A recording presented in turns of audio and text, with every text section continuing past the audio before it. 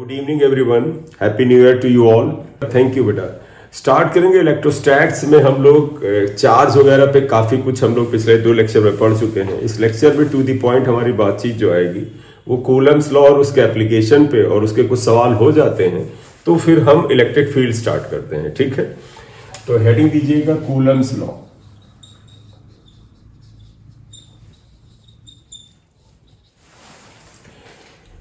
Coulomb's law बेटा बिल्कुल वैसे ही जाता है, अगर आप उसको कंपेयर करें तो बिल्कुल gravitational law, Newton's gravitation law है, बिल्कुल वैसे ही जाता है। और कूलम ने बेटा एक्सपेरिमेंटली ऑब्जर्व किया था कि 2 पॉइंट चार्जेस, जैसे अगर हम इसे प्लस Q1 ले लें और ये प्लस Q2 ले लें, अगर वो एक दूसरे से कुछ डिस्टेंस से सेपरेटेड हैं तो इनके बीच में फोर्स ऑफ अट्रैक्शन या फोर्स ऑफ रिपल्शन लगता है। क्योंकि यहां दोनों हमने लाइक चार्ज लिए हैं, पॉजिटिव पॉजिटिव है, तो रिपल्शन लगेगा। और कूलम ने क्या बोला, क्या मतलब ऐसा नहीं कि वो सोच के बोल रहा था, उसने हजारों सीरीज ऑफ एक्सपेरिमेंट्स किए और उन एक्सपेरिमेंट ऑब्जर्वेशन में ये पाया कि if 2 point charges are kept at certain distance apart and they are stationary, तो 2 कंडीशन थी, charges are stationary, moving charge के लिए नहीं, क्योंकि मूविंग चार्ज बेटा मैग्नेटिक फील्ड भी पैदा कर देता है। तो इसलिए कूलम्स लॉ में क्या होता है, देयर आर 2 पॉइंट चार्जेस, तो चार्ज पॉइंट चार्ज होंगे, एक्सटेंडेड नहीं होंगे, and they should be stationary, तो उनमें जो फोर्स ऑफ अट्रैक्शन या रिपल्शन लगता है चार्ज के मैग्नीट्यूड के प्रोडक्ट के डायरेक्टली प्रोपोर्शन होता है और डिस्टेंस के स्क्वायर के इनवर्सली प्रोपोर्शन होता है।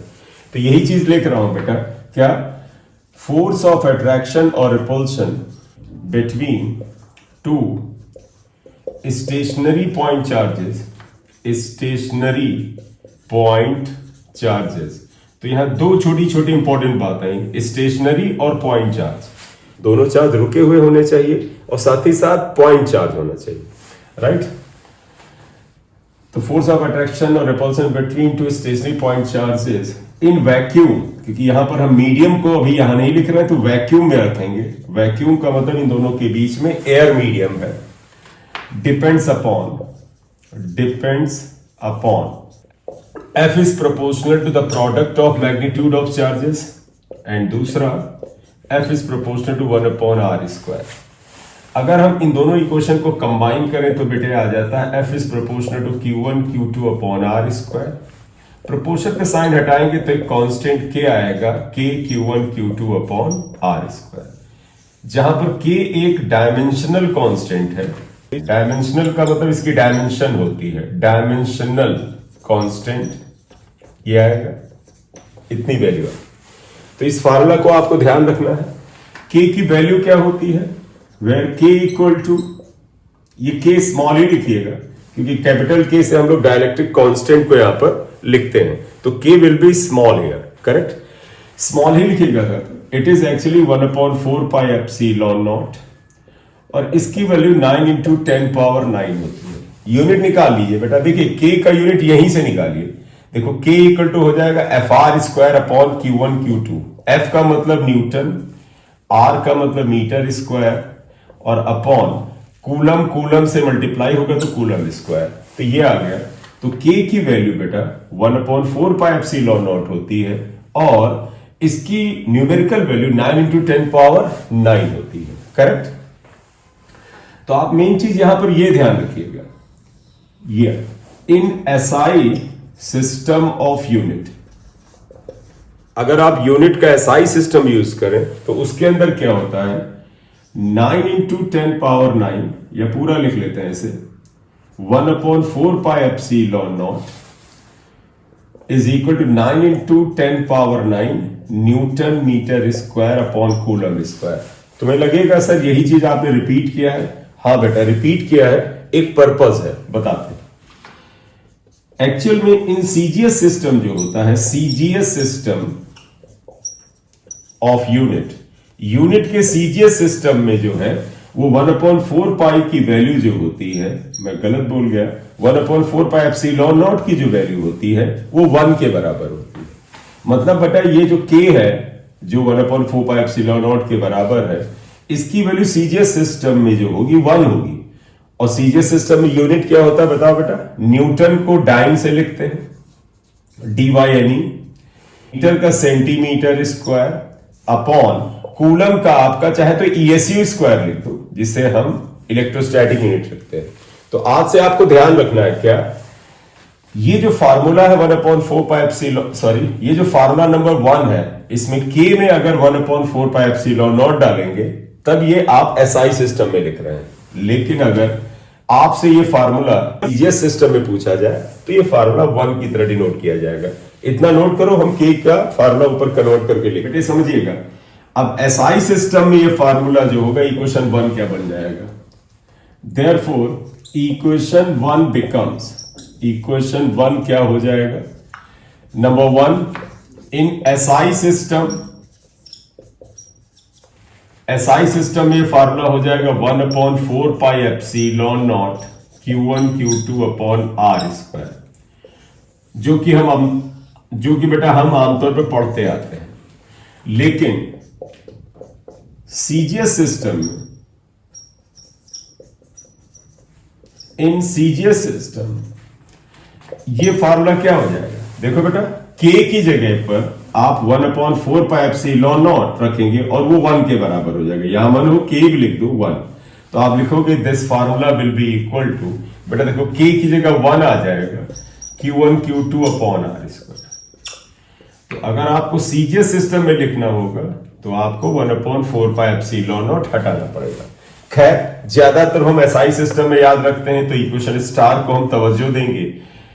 CGS सिस्टम में जब कहीं पर कोई ट्रिकी क्वेश्चन पूछ लेते हैं, ट्रिकी क्या, वो आपके इग्नोरेंस का फायदा उठाते हैं, क्योंकि आप क्वेश्चन पढ़ते वक्त कई बार क्या करते हैं, अपने प्रीवियस नॉलेज को उसके ऊपर होता है ना, थोड़ा सा वो आपके ऊपर चढ़ के बोलता है।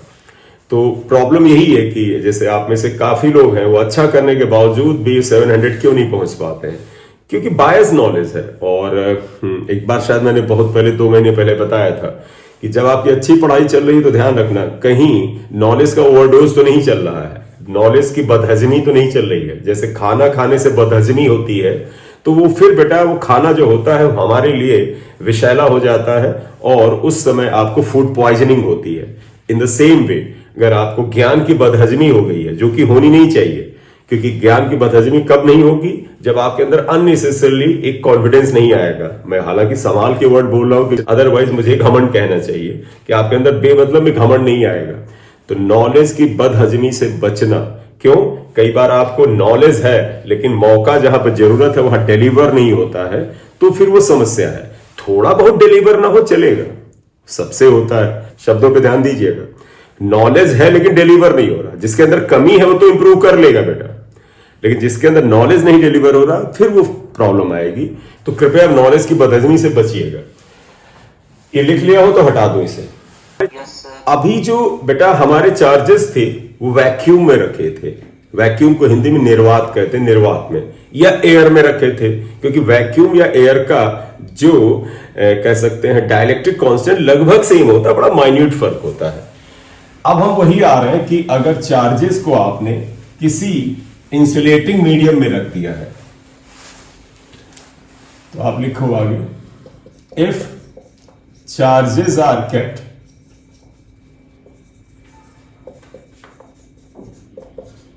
in an insulating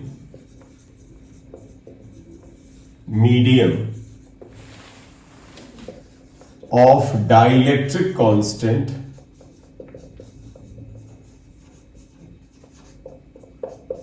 K, मतलब समझिएगा, आपने एक मीडियम लिया, ये इसका डाइलेक्ट्रिक कांस्टेंट K, ये मीडियम एक्सटेंडेड है, चारों तरफ फैला है, कुछ भी हो सकता है, एग्जाम्पल भी आप लिख सकते हैं। डायरेक्ट्रिक कांस्टेंट के एग्जाम्पल ले लीजिए, वुड ले लीजिए यानी लकड़ी, प्लास्टिक,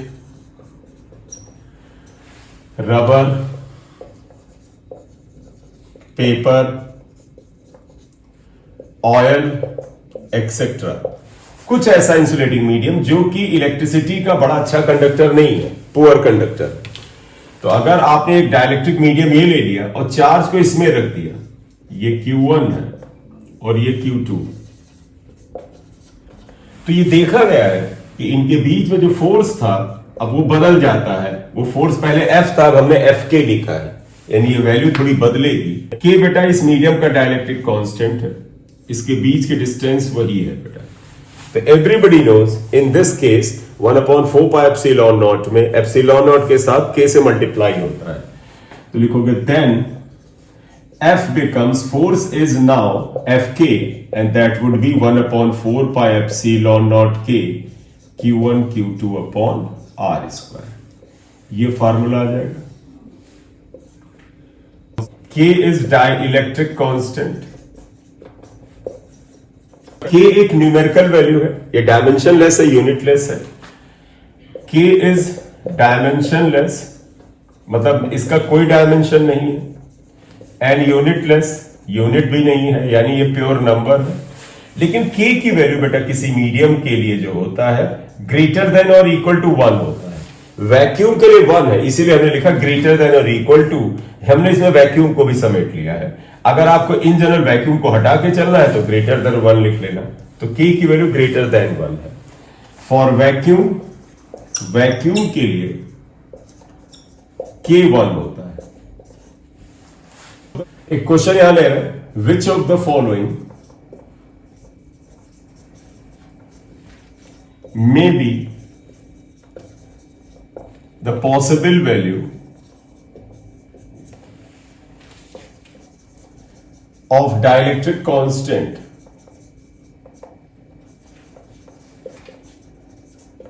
ऑफ अ सब्सटेंस।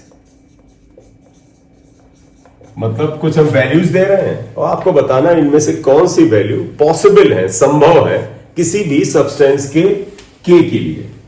तो first is k equal to half, second k equal to 5/2, third k equal to -2 and fourth k equal to 0.2। इनमें से कौन सी वैल्यू पॉसिबल है? सेकेंड वाली पॉसिबल। बिल्कुल बेटा, आपको ये ध्यान रखना चाहिए। बेटा ध्यान रखना, k की वैल्यू 1 से बड़ी ही होगी। 1 भी पॉसिबल है तो वैक्यूम मान लीजिए। तो तुम्हें पता है since k is either greater than और इक्वल टू 1, मतलब k की वैल्यू 1 से या तो बड़ी होगी या बराबर, 1 से छोटी नहीं हो सकती है। तो आप गौर से देखें, ये हाफ है, ये 1 से छोटा है, इसलिए ये नहीं हो सकता। 5/2 ढाई हुआ, 5/2 इज एक्चुअली 2.5, और ये 1 से बड़ा हुआ तो ये पॉसिबल है। k इक्वल टू -2, बेटा 1 से छोटा नहीं हो सकता है। -2 का मतलब 0 से छोटा होना, नेगेटिव होना, ये तो बिल्कुल भी संभव नहीं है। और ये 0.2 है, और 0.2 भी 1 से छोटा है, तो ये भी संभव नहीं है। तो केवल answer 2 is correct. Therefore answer इसका क्या हो जाएगा? 2 is correct. If space between Q1 and Q2 is partially filled with a dielectric of thickness T मान लेते, प्लस Q1, ये चार्ज है प्लस Q2, इसके बीच की डिस्टेंस R है, और आपने इसके बीच में कहीं पर एक डाइलेक्ट्रिक को रखा, और वो डाइलेक्ट्रिक इसमें पार्शली रखा हुआ है ये, और इसकी थिकनेस T के बराबर है, और डाइलेक्ट्रिक कांस्टेंट K के बराबर ये। तो अब आप एक चीज देखिएगा, इसके बीच का जो फोर्स होगा वो बदलेगा, मान ले F के बराबर। देखो पार्शियली फिल किया है, यानी इन दोनों के बीच की पूरी जगह पर यहां से यहां तक वैक्यूम या एयर है, लेकिन इतने में एक डाइलेक्ट्रिक है। ऐसे केस में F का फॉर्मूला लिखते वक्त आप ऐसा करिएगा, 1/4 पाई एप्सिलॉन नॉट पूरा लिख लीजिएगा, इसके साथ जो K होता था उसे छोड़ दीजिए, और यहां लिखिए Q1 Q2 अपॉन। और ध्यान रखें एक चीज, बताओ बेटा इन दोनों चार्जेस के बीच में जो एयर में सेपरेशन कितना है? तो तुम कहोगे सर एयर में एक्चुअल वैल्यू शुरुआत में देखो R के बराबर थी, उसमें इसने आके इतनी जगह घेर दी, तो एयर का सेपरेशन ये और ये आया, और यहां से यहां तक जो एयर में सेपरेशन वो आएगा R-T। तो आपको यहां पर अपॉन में जो अभी तक R² लिखते थे आप उसे लिखेंगे R-T। क्यों बेटा? यहां से यहां तक हवा है, यहां से यहां तक हवा या वैक्यूम है, तो एयर का सेपरेशन हुआ R-T। ठीक है, इसके बाद तुम यहां पर ये जो कहोगे कि सर अब ये तो आपने जगह छोड़ दी थी T। यस बेटा, अब आप इसको T नहीं लिख सकते क्योंकि आपने T ये माइनस किया है। इसके लिए एक टर्म आता है इफेक्टिव एयर सेपरेशन, वो इसमें जोड़ा जाता है, तो इसे बोला जाता है टी रूट के। तो पहले नंबर पे तो मैं कहूंगा तुम इसे याद कर लो। क्या? जब इसे पार्शियली फिल करते हैं तो इसका फार्मूला देखो बेटा, अगर ये ना होता तो इसका फार्मूला इतना था 1/4 पाई एप्सिलॉन नॉट के Q1 Q2 upon are square. लेकिन अब ये क्या हो जाएगा 1/4 pi epsilon not Q1 Q2 R minus T, R में से T घटाइए और फिर इस T की इफेक्टिव वैल्यू जोड़िए, जहां T रूट के को इफेक्टिव सेपरेशन कहते हैं। 4 स्टार लिख लो, मैं बता देता हूं इफेक्टिव सेपरेशन क्या होता है। वेयर T रूट के से हम TA लिखते हैं और इसे बोला जाता है इफेक्टिव एयर सेपरेशन। अब तो मन में एक और बात आनी चाहिए। क्या? अगर इसके बीच में कई डाइलेक्ट्रिक रख दें तो आप लिखिएगा आगे वही। अगर मैं ऐसे बना दूं, देखें, एक चार्ज Q1 या ये Q2 ले लिया प्लस Q1 ले लिया, और suppose it's a separation is, कुछ हिस्सा भर दिया मैंने, दो बना दिए, दो हिस्से कर देता हूं। एक डाइलेक्ट्रिक ये ले लिया, इसकी थिकनेस आप T1 मान लीजिए, दूसरा डाइलेक्ट्रिक ये ले लीजिएगा, थिकनेस T2 है, ये हमने ले लिया। डाइलेक्ट्रिक कांस्टेंट आप इनका अलग अलग ले लीजिए, मान लेते हैं इसका डाइलेक्ट्रिक कांस्टेंट K1 हुआ और इसका डाइलेक्ट्रिक कांस्टेंट K2, राइट? तो दो रख लिए हमने, ठीक। तब बताइए क्या आएगा, बताइएगा F इक्वल टू यहां क्या हो जाएगा। बिल्कुल ऐसे आइए बेटा, सभी लोग देखिए, 1/4 pi epsilon not Q1 Q2। सबसे पहले एयर सेपरेशन निकालो कि हवा में ये जो दूरी है ये फाइंड आउट करें। इधर आप फोर्स दिखा लें, F है, ये भी F है। तो बेटा देखो, यहां से यहां तक हवा में दूरी कितनी है, R minus T1 plus T2। यहां लिख दीजिएगा R minus T1 plus T2। बिल्कुल इसी पैटर्न से चले, देखो R माइनस T था यहां, अब T1 प्लस T2 है। इस T1 प्लस T2 को ब्रैकेट में कर लेना, क्योंकि इस पूरे का सम माइनस होगा, और फिर इसमें हम T रूट के जोड़ते थे। तो अब यहां क्या लिखेंगे, T1 root K1 plus T2 root K2। आप इसे जोड़ते हैं तो ये फार्मूला इस फॉर्म में आ जाता है। अगर अंदर पूरी जगह को, मतलब आप देखिएगा Q1 Q2 के बीच का जो पूरा स्पेस है उसको ही डाइलेक्ट्रिक से भर दिया जाए, वो चाहे दो डाइलेक्ट्रिक हो, चाहे तीन हो, या चाहे n डाइलेक्ट्रिक्स हो। If entire space between Q1 and Q2 is filled by many dielectrics, आप देखो,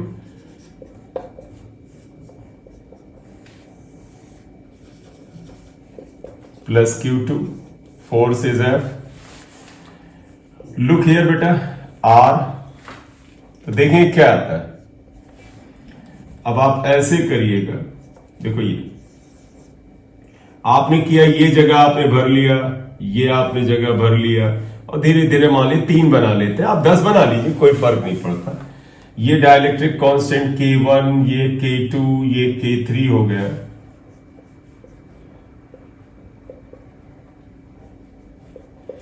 thicknesses are T1, T2 and T3। अब आइएगा इसमें, बताइएगा इसी के अनुसार अब फार्मूला क्या बना, जरा ध्यान दीजिएगा। F इक्वल टू क्या आएगा, 1/4 pi epsilon not Q1 Q2 upon, याद करो हम ऐसे कैसे करते हैं इसको, Q1 Q2 अपॉन। देखो बेटा, R में से हम लोग क्या कर रहे थे, हम कह रहे थे R में से थिकनेसेस घटाई जाती हैं, T1 प्लस T2। तो यहाँ T1 plus T2 plus T3 कर लीजिए, तो लिखोगे R minus T1 plus T2 plus T3, ये। और फिर बेटा याद करो, T1 root K1, T2 root K2, T3 root K3 वगैरह वगैरह हम क्या करते हैं, ऐड कर देते हैं। Plus T1 root K1 plus T2 root K2 plus T3 root K3, आप इसे जोड़ते हैं, देखो बेटा बिल्कुल ऐसे ही, और इस पूरे का स्क्वायर करते हैं। लेकिन एक चीज ध्यान देना बेटा, यहां T1 plus T2 plus T3, इसका टोटल देखो तो R के बराबर है, तो इफेक्टिवली देखें तो ये कैंसिल हो जाना चाहिए। देखिए बेटा, R is equal to T1 plus T2 plus T3, इसलिए आप इसे कैंसिल करें। अब ये फार्मूला क्या हो जाएगा, अब ये फार्मूला ऐसे आ जाएगा, F equal to 1/4πε0 Q1 Q2 upon, precaution समझिएगा, अगर पूरी जगह को भर दें तो फार्मूले का सिर्फ ये हिस्सा आपका डिनोमिनेटर में बचता है, और ये कितना है, T1 root K1 plus T2 root K2 plus T3 root K3 का स्क्वायर। तो अब ये थोड़ा आसान लगने लगता है हमें कि ये आसान, बोले बात क्लियर है? ठीक है। Coulomb's law in vector form,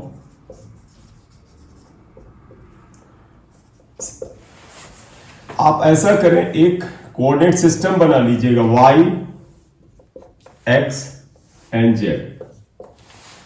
suppose एक चार्ज यहां रखा हुआ है एंड ये Q1 है, एक चार्ज यहां है, ये Q2 है, दोनों लाइक चार्ज है, इनके बीच का सेपरेशन r दिख रहा है, दोनों रिपेल करेंगे एक दूसरे को क्योंकि हम पॉजिटिव चार्ज ले रहे हैं, like charge.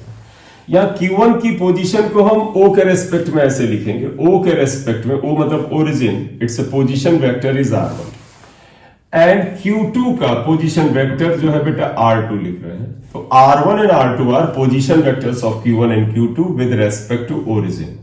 R1 is what, position vector, short में PV लिखते हैं, of Q1 with respect to O।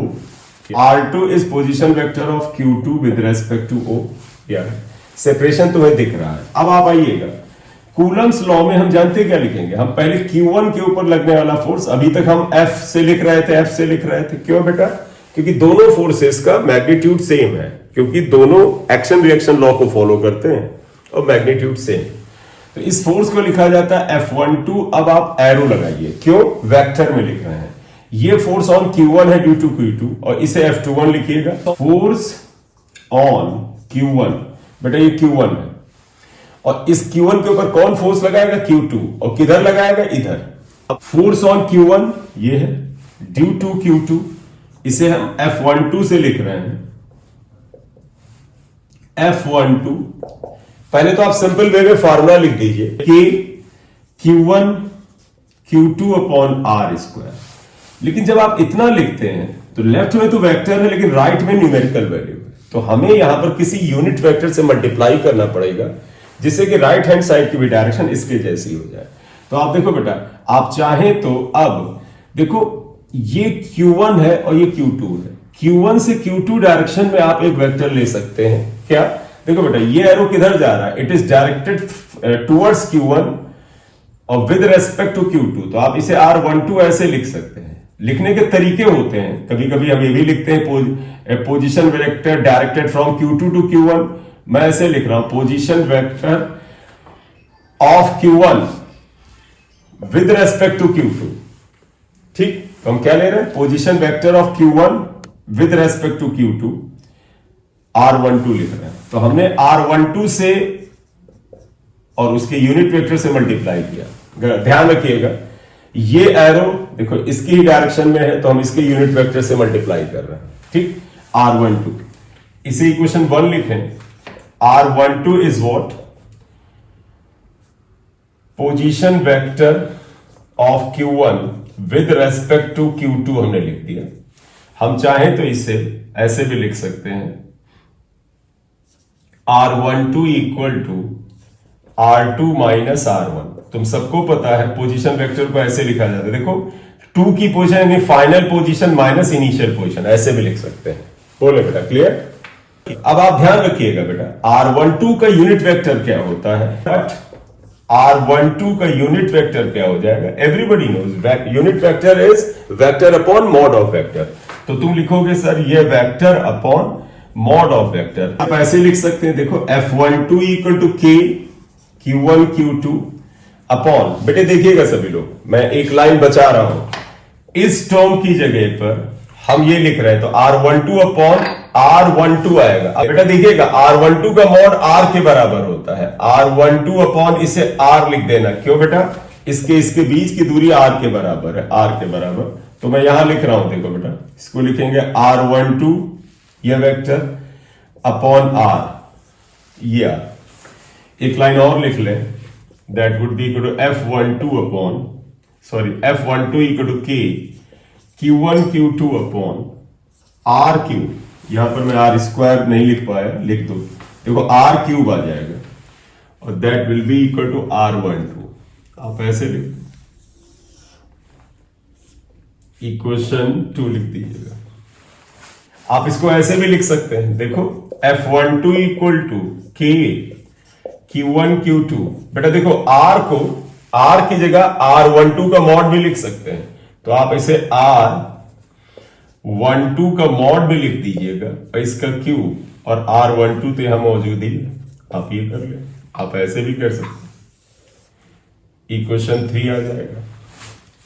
ठीक है बेटा। सिमिलरली बिल्कुल इसी तरह से जाए तो आप क्या कह सकते हैं, देखो फोर्स ऑन Q1 की बजाय Q2 यानी इसके ऊपर ड्यू टू Q1, देखो बेटा ये फोर्स Q2 पर Q1 की वजह से, इसे F21 लिखा जा रहा, सिंबल का मैटर F21, देखो F21 equal to K Q1 Q2 upon R square. R ये दूरी है, ये वेक्टर है तो इधर एक वेक्टर से मल्टीप्लाई करना पड़ेगा और वो यूनिट वेक्टर भी होना चाहिए।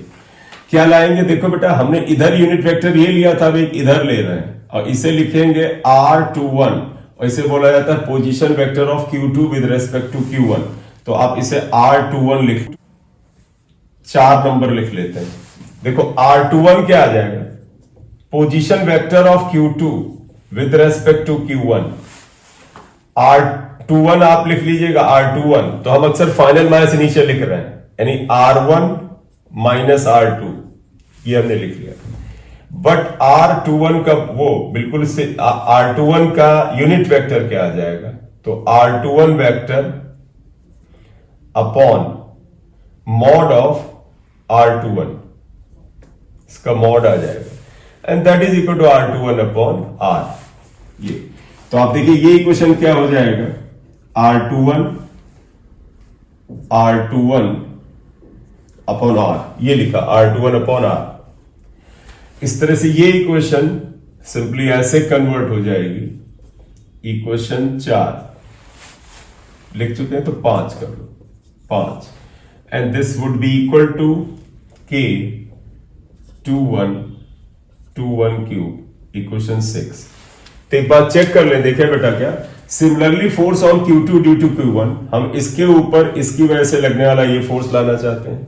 जब ये फोर्स हमने लिखा, ये न्यूमेरिकल वैल्यू आई, इसलिए हमने इसकी डायरेक्शन में ये यूनिट वेक्टर, इसकी डायरेक्शन में ये पोजीशन वेक्टर लिया R21, इसके यूनिट वेक्टर से मल्टीप्लाई किया।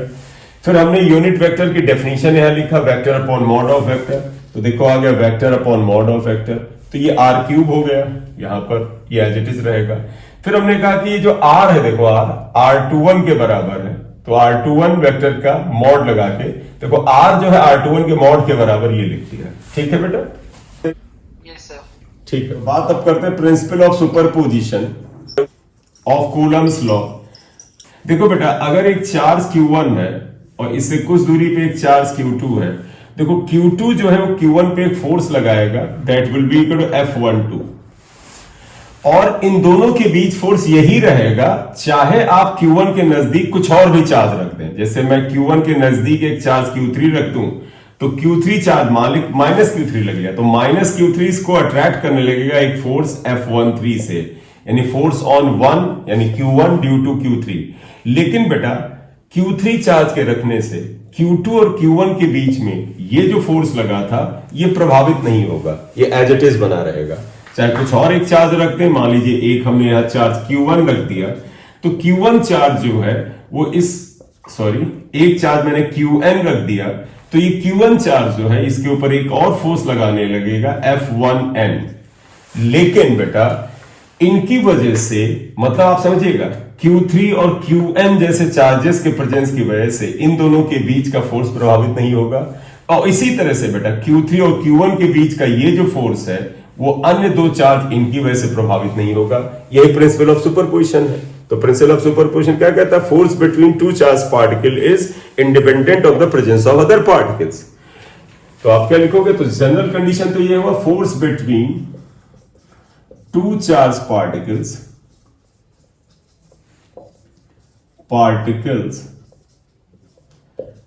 is independent of the presence of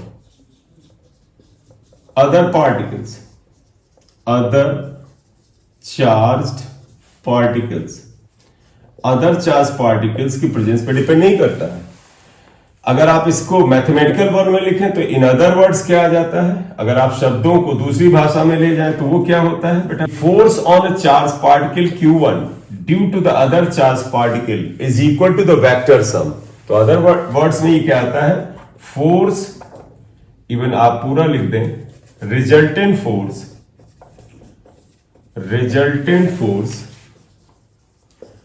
on a charged particle is equal to the vector sum, but a vector sum of all the forces, vector sum all the forces on this particle. इसका मतलब ये हुआ, जरा समझिएगा, that is, देखो बेटा Q1 के ऊपर नेट फोर्स क्या लग रहा है, तो तुम बताएं क्या कहोगे, तुम कहोगे सर F12 ये वाला फोर्स, F1N ये वाला फोर्स, और ये इन तीनों फोर्सेस का वेक्टर सम ले ले। हालांकि N फोर्स है क्योंकि हमने N पार्टिकल रखे हैं, तो दैट इज ये क्या है, देखो नेट फोर्स ऑन Q1, अगर हम Q1 पे नेट फोर्स निकालें तो क्या आएगा, F1 अगर लिख ले that would be equal to F12, देखो F12 प्लस F13 प्लस में ध्यान रखिएगा वेक्टर प्लस कर रहा है, वेक्टर एडिशन एरो लगा रखा है, plus dash dash dash F1N। तो अगर आप गौर से ध्यान दें तो आप क्या पाते हैं कि net force on the charge particle Q1 is the vector some of all the forces acting on it. ये प्रिंसिपल ऑफ सुपरपोजिशन है, ठीक है बेटा।